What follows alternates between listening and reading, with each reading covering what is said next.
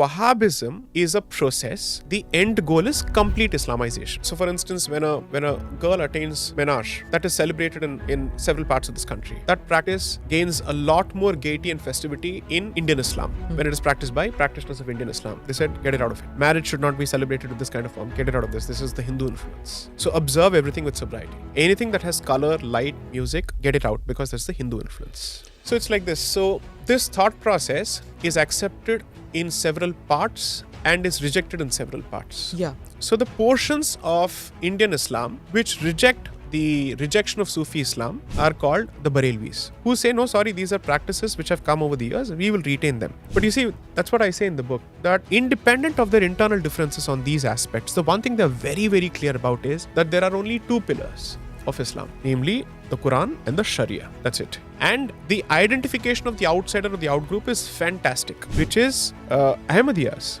who we suddenly seem to have a lot of sympathy for in the backdrop of the CA. We're among the founding communities of Pakistan, by the way. They say this as much on their own website. Yeah. Both of them say, in fact, I think one of their leaders basically says, I may have my disagreements with you guys on several issues, but if I were to be asked to offer water to a thirsty Hindu or a thirsty dog, I would prefer to serve the dog as opposed to the Hindu. This is the position.